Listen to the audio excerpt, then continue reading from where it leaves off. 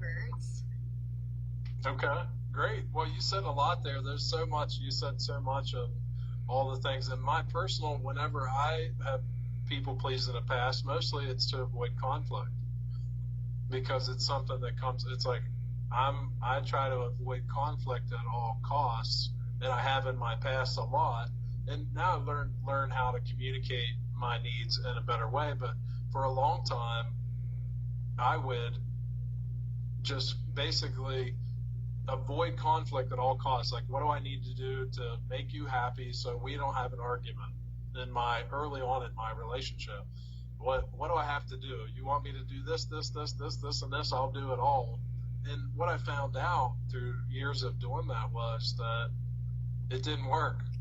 I ended up being really, really angry in the end because I was doing all these things to avoid conflict. And the funny thing was, it never got the result that I wanted. I did all these things to please my partner, to please my wife, and in the end, it didn't work. It didn't work out. It didn't help. I would feel bad. Oh, my wife is upset, and this is actually before we were married. This is whenever we first got together, she would be upset. I'd be like, well, I have to do everything I can to make her happy wife, happy life, and to do everything that I could. And what I found out through my journey of becoming a marriage coach and learning about myself and learning about my relationship with my wife is that anytime that I don't listen to my internal truth that's coming up, like because of fear, because I'm scared of conflict, or because I'm scared that I will be rejected, all the things that you mentioned, for whatever reason, it comes back to bite my butt in a big way.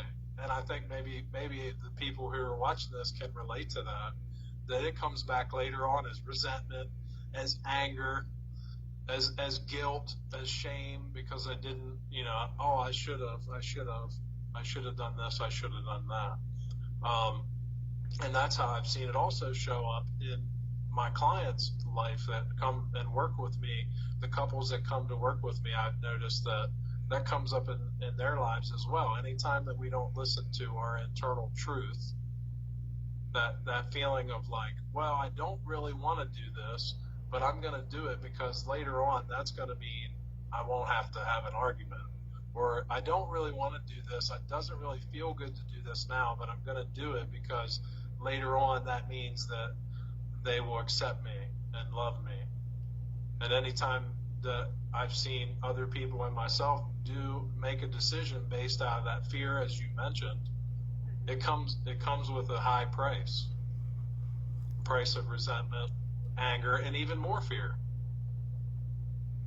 Absolutely. I agree with you. And, that leads me to, my first